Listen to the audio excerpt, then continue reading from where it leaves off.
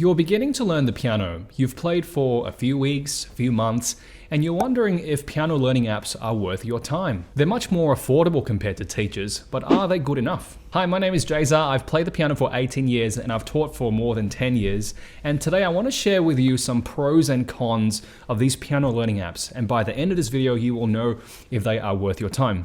Before we get into the pros and cons of these apps, make sure you subscribe to this channel for more piano talks just like this one. What are piano learning apps and what do they do?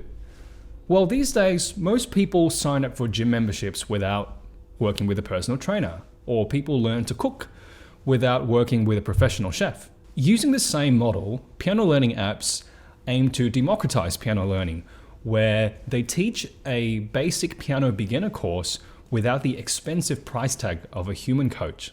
This model of learning has some good things and some bad things. Let's dive into the cons first. The first con of learning from a piano learning app is that you may experience low motivation. You're not working with a real human teacher, and so you don't have someone to feel accountable to. You don't have someone to emotionally support you along your piano learning journey, and you don't have someone to mentor you. So personally speaking, I am most productive and I get most of my work done when I feel I am accountable to someone, when I know something I'm doing is going to be assessed or read by someone. If you are someone that really needs an accountability partner to get good work done and be productive, these piano learning apps may not be for you because you have to be incredibly self-motivated to get lots of good progress on piano. Con number 2 is that there is not a lot of emphasis on technique, on physical technique. Things like your posture, your wrist, and your finger positions. I want to share a story with you. I personally play the sport badminton, and I played casually for about 2 years. And in my 3rd year of playing, I went to get coaching. When my coach started working with me, he was shocked. He was shocked at how many things I was doing wrong. My footwork was all over the place. My smash shot was completely off. I was doing so many things the wrong way that he had to spend an entire year just to correct these mistakes. Technique is a really important aspect of piano playing. As you're playing for weeks and months and years, you're going to start to develop habits that you subconsciously don't really think about. So just be wary that when you're learning from piano apps, you're not getting that personalized attention on if you're doing the correct techniques on the piano. And this ties into my con number 3, which is that there is no one there to correct your mistakes. From experience, beginner piano students struggle with things like the positioning of the hands, where to place your hands, or maybe sometimes it's playing the wrong notes, or maybe playing notes with the wrong fingers, right? Without a mentor teacher there mentoring you and correcting your mistakes, you might be doing the wrong thing for a long time and no one even knows about it. Let's jump into the pros now. Pro number 1 is that piano learning apps are extremely affordable. I personally have Skoove Premium, and Skoove Premium charges $19.99 per month, or if you pay for an entire year, they charge $9.99. Now, this is significantly more affordable than paying a teacher. Okay, a teacher is going to charge anywhere, depending on where you are in the world and the experience they have, anywhere from $30 to $130, and that's per hour. And if you think about Skoove charging $9.99 per month, strictly in terms of costs, that's just a really good deal. Pro number 2 is that piano learning apps are there for you 24/7.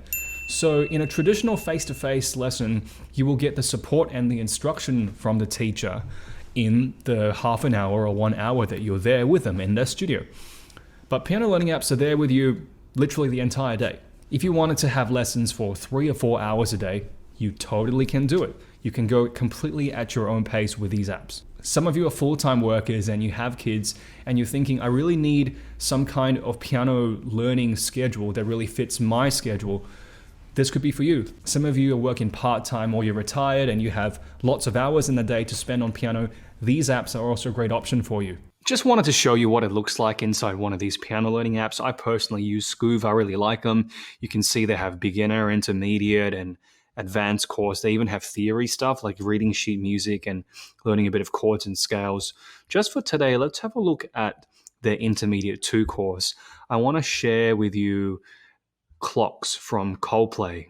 Okay, so my mic is actually hooked up to the app, and here we are actually learning a little bit of theory before we get into the song, which I really like. Marrying theory with playing piano is always going to be the best way to learn theory. So after learning some theory, we start to learn how to play the song. And before we learn how to play it, we first have to listen to the song. So a nice demonstration from the pianist on the screen. I can see the right notes to play and the fingerings he's using as well. So I now get to try it. So I've put my hands on the piano and I'm going to start to play along.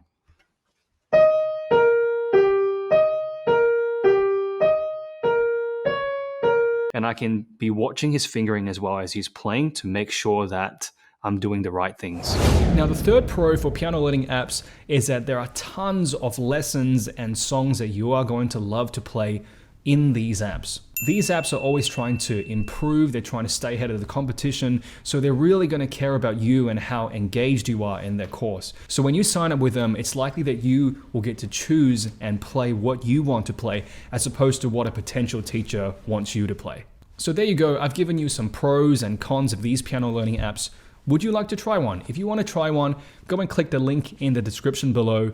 I personally have Skoove. I use Skoove with my students as well because I think they're fun and they do a really good job of teaching piano. Go and check it out. It's completely free. And if you really like what they do, you can sign up for their premium course as well. That's all for today. Don't forget to like and subscribe to this channel for more piano talks like this, and I'll catch you in the next video.